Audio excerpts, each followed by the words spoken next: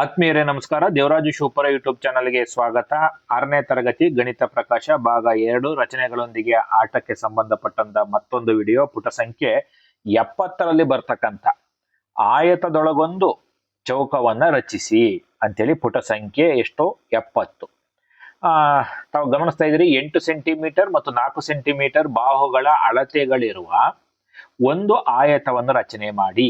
ಚೌಕದ ಕೇಂದ್ರ ಮತ್ತು ಆಯತದ ಕೇಂದ್ರ ಒಂದೇ ಆಗಿರುವಂತೆ ಆಯತದೊಳಗೆ ಒಂದು ಚೌಕವನ್ನು ಚಿತ್ರದಲ್ಲಿ ತೋರಿಸಿರುವಂತೆ ರಚನೆ ಮಾಡಿ. ಈ ರೀತಿ ರಚನೆ ಮಾಡಬೇಕು. ಸುಳುಕು ಹಿಂಟ್ಸ್ ಕೊಟ್ಟವ್ರೆ. ಏನು? ಕಚ್ಚಾ ಆಕೃತಿಯನ್ನು ಬರೆಯಿರಿ. ಅಂದ್ರೆ ಇಲ್ಲಿ ಮೇಲ್ಗಡೆ ಬರ್ದಾರಲ್ಲ ಆ ರೀತಿ ಮೊದಲೊಂದು ರಫ್ ಸ್ಕೆಚ್ ಅಂತೀವಲ್ಲ ಅದನ್ನ. ಚೌಕದ ಬಾಹುವಿನ ಉದ್ದ ಎಷ್ಟು, ಚೌಕದ ಮೂಲೆಗಳಿಗೂ ಮತ್ತು ಅದರ ಹೊರಗಿನ ಆಯತದ ಮೂಲೆಗಳಿಗೂ ಇರುವ ದೂರ ಎಷ್ಟಾಗುತ್ತದೆ, ಇವುಗಳ ಬಗ್ಗೆ ಒಂದಿಷ್ಟು ಗಮನವನ್ನು ಹರಿಸಿ ಇದನ್ನ ರಚನೆ ಮಾಡಬಹುದು ಅಂತಕ್ಕಂಥ ಒಂದಷ್ಟು ಹಿಂಟ್ಸ್ ಗಳನ್ನ ಕೊಟ್ಟವರೆ. ನೋಡೋಣ ಯಾವ ರೀತಿ ರಚನೆ ಮಾಡೋದು ಅಂತಕ್ಕಂಥದನ್ನ. ಓಕೆ, ಇದರ ಮುಂದುವರೆದ ಭಾಗ ನೋಡ್ತಾ ಹೋಗೋಣ. ಆಯತದೊಳಗೊಂದು ಚೌಕವನ್ನ ರಚನೆ ಮಾಡ್ತಕ್ಕಂಥದ್ದು ಹೇಗೆ ಅಂತಕ್ಕಂಥದನ್ನ. ರೂಲರ್ ಬಳಸಿ 8 ಸೆಂಟಿಮೀಟರ್ಗೆ ಸಮಾನವಾದ 8 ಸೆಂಟಿಮೀಟರ್ ಸಮಾನವಾದ ರೇಖೆಯನ್ನ ಎಳೆಯಿರಿ. ಪ್ರೊಟ್ರಾಕ್ಟರ್ ಬಳಸಿ, ನಾನು ಹಿಂದಿನ ವಿಡಿಯೋಗಳಲ್ಲಿ ಎಲ್ಲ ಕೂಡ ಆಯತನ ರಚನೆ ಮಾಡ್ತಕ್ಕಂಥದ್ದು ಹೇಗೆ ಅಂತ ಸಪ್ರೇಟ್ ವಿಡಿಯೋಸ್ಗಳನ್ನೇ ಮಾಡಿದ್ದೇನೆ. ಇಲ್ಲಿ ನಾನು ಹೇಳ್ಕೊಂತ ಹೋಗ್ತೀನಿ. AB = 8 ಸೆಂಟಿಮೀಟರ್ ಇರುವಂತೆ ಒಂದು ರೇಖೆಯನ್ನ ಎಳಿಬೇಕು, ರೇಖಾಖಂಡವನ್ನ. ಕೊನೆಗೆ A ಬಿಂದುವಿನಲ್ಲಿ ಪ್ರೊಟ್ರಾಕ್ಟರ್ ಅನ್ನ, ಈ ಬಿಂದುವಿನಲ್ಲಿ ಪ್ರೊಟ್ರಾಕ್ಟರ್ ಅನ್ನ ಇಟ್ಕೊಂಡು 90 ಡಿಗ್ರಿಗೆ ಒಂದು ಮಾರ್ಕ್ ಅನ್ನ ಗುರುತು ಮಾಡ್ತೀರಿ. ಆಯ್ತಾ? ಅದಾದ ನಂತರದಲ್ಲಿ B ಬಿಂದುವಿನಲ್ಲಿ ಕೋನಮಾಪಕವನ್ನ ಇಟ್ಟುಕೊಂಡು 90 ಡಿಗ್ರಿಗೆ ಒಂದು ಬಿಂದುವನ್ನ ಗುರುತಿಸ್ತೀರಿ. A ಬಿಂದುವಿನಲ್ಲಿ ಗುರುತಿಸಿದ್ದನ್ನ P ಅಂತೇಳಿ, B ಬಿಂದುವಿನಲ್ಲಿ ಗುರುತಿಸಿರ್ತಕ್ಕಂಥದನ್ನ Q ಅಂತಲೂ ನಾವು ನಾಮಕರಣ ಮಾಡ್ತೀವಿ. ನಂತರ A ಬಿಂದುವಿನಿಂದ P ಬಿಂದುವಿಗೆ, B ಬಿಂದುವಿನಿಂದ Q ಬಿಂದುವಿಗೆ ಒಂದು ಲಂಬವನ್ನ ಎಳಿತೀವಿ. ಸೊ ಲಂಬವನ್ನ ಎಳೆದ ನಂತರದಲ್ಲಿ ಮತ್ತೆ ಪುನಃ AP ಮೇಲೆ ನೋಡಿ, ಇಲ್ಲಿ ಒಂದು ಎಪಿಯ ಮೇಲೆ ಅಳತೆ ಪಟ್ಟಿಯನ್ನ ಇಟ್ಟುಕೊಂಡು 4 ಸೆಂಟಿಮೀಟರ್ಗೆ ಮಾರ್ಕ್ ಅನ್ನ ಮಾಡ್ತೀವಿ. ಮತ್ತೆ BQ ಮೇಲೆ ಒಂದು ಅಳತೆ ಪಟ್ಟಿಯನ್ನು ಇಟ್ಕೊಂಡು 4 ಸೆಂಟಿಮೀಟರ್ಗೆ ಮಾರ್ಕ್ ಮಾಡ್ತೀವಿ. ಇಲ್ಲಿ P ಮತ್ತು Q ಅನ್ನ ಸೇರಿಸ್ತೀವಿ. ಮತ್ತೆ ಮೇಲ್ಭಾಗದ ಈ ರೇಖೆಗಳನ್ನ ಅಳಿಸಿ ಹಾಕ್ತೀವಿ. ಅಂದ್ರೆ ಆಯತವನ್ನ ಮೊದಲು 8 ಸೆಂಟಿಮೀಟರ್ 4 ಸೆಂಟಿಮೀಟರ್ ಇರ್ತಕ್ಕಂಥ ಒಂದು ಆಯತವನ್ನ ರಚನೆ ಮಾಡ್ಕೋಬೇಕು. ಇದನ್ನ ಹಿಂದಿನ 2-3 ವಿಡಿಯೋಸ್ಗಳಲ್ಲಿ ಆಯತದ ರಚನೆಯನ್ನೇ ಮಾಡ್ತಕ್ಕಂಥದ್ದು ಹೇಗೆ ಅಂತ ಹೇಳ್ಕೊಟ್ಟಿರೋದ್ರಿಂದ ನೇರವಾಗಿ ಇಲ್ಲಿ ಆಯತವನ್ನ ರಚನೆ ಮಾಡುದು ಮೊದಲನೇ ಹಂತ. ಈಗ ನಾವು ಈ ಆಯತದೊಳಗೊಂದು ಚೌಕವನ್ನು ರಚನೆ ಮಾಡಬೇಕು. ಹಂತ 2, ಒಂದು ರೂಲರ್ ಬಳಸಿ AQ ಮತ್ತು BP ಕರ್ಣಗಳನ್ನ ಎಳೆಯಿರಿ. AQ ಕರ್ಣ,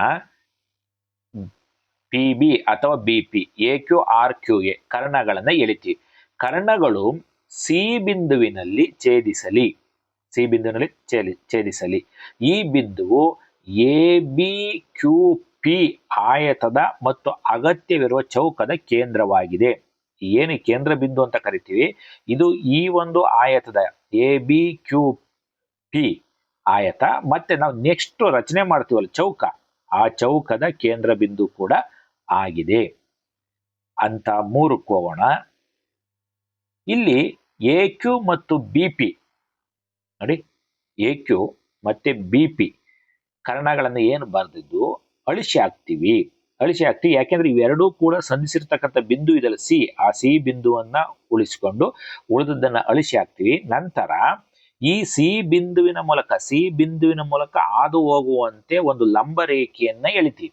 ಈ ಲಂಬ ರೇಖೆಯನ್ನು ಎಳಿತಕ್ಕಂಥ ಒಂದು ಸಂದರ್ಭದಲ್ಲಿ ನಾವು ಪ್ರೊಟ್ರಾಕ್ಟರ್ ಅಥವಾ ಕೋನಮಾಪಕವನ್ನ ಬಳಸಬಹುದು. ಕೋನಮಾಪಕವನ್ನು ಬಳಸಿ ನಾವು C ಬಿಂದಿನ ಮೂಲಕ ಹಾದು ಹೋಗುವ ರೀತಿಯಲ್ಲಿ ಒಂದು ಲಂಬ ರೇಖೆಯನ್ನು ಎಳಿತೀವಿ. ಅದು AB ರೇಖೆಯ ಮೇಲೆ ಸಂಧಿಸ್ತಕ್ಕಂಥ ಬಿಂದುವನ್ನ R ಅಂತಲೂ, PQ ಬಿಂದುವಿನಲ್ಲಿ ಸಂಧಿಸ್ತಕ್ಕಂಥ ಬಿಂದುವನ್ನ S ಅಂತಲೂ ನಾವು ಹೆಸರನ್ನ ಇಡ್ತೀವಿ. ಓಕೆನಾ? ನೆಕ್ಸ್ಟ್ ಹಂತ 4 ಏನ್ ಮಾಡೋಣ ನೋಡಿ. ಹಾಗೇನೆ ತಾವು ಗಮನಿಸ್ತಾ ಇದ್ದೀರಿ ಅಂತ 4 AP is equal to 4 centimetre. AP is equal to 4 centimetre ಆಗಿರೋದ್ರಿಂದ ಚೌಕದ ಪ್ರತಿ ಬದಿಯು 4 ಸೆಂಟಿಮೀಟರ್ ಆಗಿರ್ಬೇಕು. ಈಗ ನಾವು ಚೌಕ ರಚನೆ ಮಾಡ್ತೀವಿ, ಯಾಕೆಂದ್ರೆ ಇದು 4 ಸೆಂಟಿಮೀಟರ್, ಇದು 4 ಸೆಂಟಿಮೀಟರ್ ಇರೋದ್ರಿಂದ ನೀವು ಎಲ್ಲೇ ಚೌಕ ರಚನೆ ಮಾಡಿ, ಸೊ ಎಲ್ಲಾ ಭಾಗಗಳು ಕೂಡ 4 ಸೆಂಟಿಮೀಟರ್ ಸಮ ಆಗಿರ್ಬೇಕು. ಹಾಗಾಗಿ ಈ ಉದ್ದವನ್ನ ಆ ಲೆಕ್ಕದಲ್ಲಿ ನಾವು ವಿಭಾಗವನ್ನ ಮಾಡ್ಕೊಂತ ಹೋಗ್ತೀವಿ. ರೂಲರ್ ಬಳಸಿ AB ಮೇಲೆ A' ಮತ್ತು B' ಬಿಂದುಗಳನ್ನು ನೋಡಿಲಿ, A' ಮತ್ತು B' ಬಿಂದುಗಳನ್ನು A' is equal to 2 centimetre. ಅಂದ್ರೆ ನೋಡಿ, ಇಲ್ಲಿ A' ಗುರ್ತು ಮಾಡಿದೀವಲ್ಲ, ಇಲ್ಲಿಂದ R ಬಿಂದುವನ್ನು ಗುರ್ತು ಮಾಡಿದೀವಲ್ಲ, ಈ ಅಂತರ 2 ಸೆಂಟಿಮೀಟರ್ ಇರುವ ರೀತಿಯಲ್ಲಿ, ಮತ್ತು B' ಈ ರೀತಿ B ಬರೆದು ಮೇಲ್ಗಡೆ ಹಾಕಿದ್ರೆ ಡ್ಯಾಶ್ ಅಂತೇಳಿ ಓದ್ತೀವಿ. ಸೊ R ಇಂದ B' ವರೆಗೆ 2 ಸೆಂಟಿಮೀಟರ್ ಇರುವಂತೆ ನಾವು ಅಳತೆ ಪಟ್ಟಿಯನ್ನ ಬಳಸಿ ಗುರುತು ಮಾಡ್ತೀವಿ. ಹೀಗಾಗಿ A' B' ನೋಡಿ, A' B' is equal to A' R plus B' is equal to 2 centimetre plus 2 centimetre 4 centimetre ಇರೋ ರೀತಿ. ನೋಡಿ, ಇಲ್ಲಿಂದ ಇಲ್ಲಿಗೆ 2 ಸೆಂಟಿಮೀಟರ್, A' ಇಂದ R ಬಿಂದುಗೆ 2 ಸೆಂಟಿಮೀಟರ್, ಇಲ್ಲಿಂದ B' ಇರೋ ರೀತಿಯಲ್ಲಿ 2 ಸೆಂಟಿಮೀಟರ್, ಒಟ್ಟು 4 ಸೆಂಟಿಮೀಟರ್. ಅದೇ ರೀತಿ ರೂಲರ್ ಬಳಸಿ PQ ಮೇಲೆ P' ಮತ್ತು Q' ಬಿಂದುಗಳನ್ನ ನಾವು ಗುರುತು ಮಾಡ್ತೀವಿ. ಇಲ್ಲಿ P's ನೋಡಿ, P's is equal to 2 centimetre. ಅಂದ್ರೆ ನೀವು ಈ S ಬಿಂದುವಿನಿಂದ ಅಳತೆ ಪಟ್ಟಿಯನ್ನು ಇಟ್ಟುಕೊಂಡು ಈ ಕಡೆ ನೀವು 2 ಸೆಂಟಿಮೀಟರ್ ಒಂದು ಗುರುತು ಮಾಡ್ತೀವಿ. ಮತ್ತೆ ಇಲ್ಲಿ ಅಳತೆ ಪಟ್ಟಿಯನ್ನು ಇಟ್ಟುಕೊಂಡು S ಬಿಂದುವಿನಿಂದ 2 ಸೆಂಟಿಮೀಟರ್ ಇರೋ ರೀತಿಯಲ್ಲಿ Q' ಅಂತ ಹೇಳಿ ಗುರುತು ಮಾಡ್ತೀವಿ. ಇವೆಲ್ಲವೂ ಕೂಡ 2 ಸೆಂಟಿಮೀಟರ್ ಇರುತ್ತೆ. ಹೀಗಾಗಿ ನೋಡಿ, P' Q' is equal to, ಅಂದ್ರೆ P' Q' ಇಲ್ಲಿಂದ ನೋಡಿ, ಇಲ್ಲಿಂದ ಇಲ್ಲಿಗೆ ನೋಡಿ, P's plus Q' is equal to 2 plus 2 is equal to 4 centimetre. ಅಂದ್ರೆ ನೋಡಿ, ಇಲ್ಲಿಂದ ಇಲ್ಲಿಗೆ 4 ಸೆಂಟಿಮೀಟರ್ ಆಯ್ತು, ಇಲ್ಲಿಂದ ಇಲ್ಲಿಗೆ 4 ಸೆಂಟಿಮೀಟರ್ ಆಯ್ತು. ಅಂತ 5 ರೂಲರ್ ಬಳಸಿ A' P' ಮತ್ತು B' Q' ಗಳನ್ನು ಗುರುತು ಸೇರಿಸಿ A'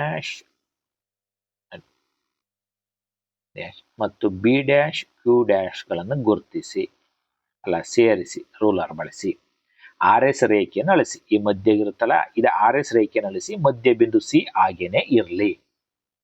ಅಳಿಸಿದ ನಂತರದಲ್ಲಿ ನೋಡಿ, ನಮಗೆ ಈ ರೀತಿಯ ಒಂದು ಆಯತ ಸಿಗುತ್ತೆ. ನೋಡಿ, ಇದು ಕೂಡ 4 ಸೆಂಟಿಮೀಟರ್, ಯಾಕೆಂದ್ರೆ ಇಲ್ಲಿ ಬಂದಾಗ ಈ ಕಡೆ 2 ಈ ಕಡೆ 2 ಇತ್ತು, ಹಾಗಾಗಿ ಇದು 2 ಇತ್ತು, ಹಾಗಾಗಿ ಇದು ಕೂಡ 4 ಸೆಂಟಿಮೀಟರ್, ಇದು 4 centimetre. Automatically P' A' 4 centimetre ಆಗುತ್ತೆ, ಯಾಕಂದ್ರೆ ಇದು 4 ಸೆಂಟಿಮೀಟರ್ ಇರೋದ್ರಿಂದ ಇದು ಕೂಡ 4 ಸೆಂಟಿಮೀಟರ್ ಆಗುತ್ತೆ. ಹಾಗಾಗಿ ನೋಡಿ, A'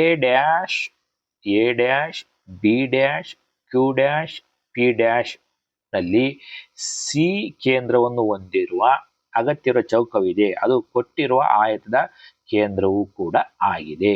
ಈಗ ನೋಡಿ, ಅವನು ಏನ್ ಹೇಳಿದ್ದ, ಆಯತದೊಳಗೊಂದು ಚೌಕ ರಚನೆ ಮಾಡಿ ಅಂತ ಹೇಳಿದ್ದ. ಓಕೆ ಮಾಡಿದ್ವು. ಅದರ ಜೊತೆಗೆ ಆಯತದ ಕೇಂದ್ರ ಬಿಂದು ಏನಿದೆ ಅದು ಚೌಕದ ಕೇಂದ್ರ ಬಿಂದು ಕೂಡ ಆಗೋ ರೀತಿಯಲ್ಲಿ ರಚನೆ ಮಾಡಿ ಅಂತೇಳಿ ಈಗ ರಚನೆ ಆಗಿದೆ. ಈ ರೀತಿ ನೋಡಿ, ಇದಿಷ್ಟು ಮಾಹಿತಿ ಪುಟ ಸಂಖ್ಯೆ 70ರಲ್ಲಿ ಬರ್ತಕ್ಕಂಥ ಆಯತದೊಳಗೊಂದು ಚೌಕ ಅಂತೇಳಿ. ನಾನು ಪ್ರತಿ ಒಂದೊಂದು ಲೆಕ್ಕಕ್ಕೂ ಕೂಡ ಸಪ್ರೇಟ್ ಆದಂತ ಒಂದು ವಿಡಿಯೋಸ್ಗಳನ್ನ ಮಾಡ್ತಾ ಇದ್ದೀನಿ. ಸ್ವಲ್ಪ ಯಾಕೆಂದ್ರೆ ಇಲ್ಲಿ ವಿವರಣೆ ಕೊಡ್ತಕ್ಕಂಥ ಸಂದರ್ಭದಲ್ಲಿ ಲೆಂತಿ ಆಗತ್ತೆ. ನಾವು 2-3 ಲೆಕ್ಕಗಳನ್ನ ಟಾಪಿಕ್ಗಳನ್ನು ಒಂದಕ್ಕೆ ಸೇರಿಸ್ಕೊಂಡ್ರೆ 15-20 ನಿಮಿಷಗಳು ಆಗ್ತವೆ. ಹಾಗಾಗಿ ವಿದ್ಯಾರ್ಥಿಗಳಿಗಾಗ್ಲಿ ಶಿಕ್ಷಕರಿಗಾಗ್ಲಿ ನೋಡ್ಲಿಕ್ಕೆ ಅನುಕೂಲ ಆಗ್ಲಿ ಅನ್ನೋ ದೃಷ್ಟಿಯಿಂದ ಪ್ರತಿ ಲೆಕ್ಕಕ್ಕೂ ಕೂಡ ಸಪ್ರೇಟ್ ಆದಂತ, ಯಾಕಂದ್ರೆ ಪ್ರತಿಯೊಂದು ಲೆಕ್ಕನೂ ಕೂಡ ಸಪ್ರೇಟ್ ಆದಂತ ಕಾನ್ಸೆಪ್ಟ್ ಹೊಂದಿರತಕ್ಕಂಥದ್ದು. ಟೆಕ್ಸ್ಟ್ ಬುಕ್ ತುಂಬಾ ಚೆನ್ನಾಗಿದೆ, 6ನೇ ತರಗತಿ ಟೆಕ್ಸ್ಟ್ ಬುಕ್ ತುಂಬಾ ಚೆನ್ನಾಗಿದೆ.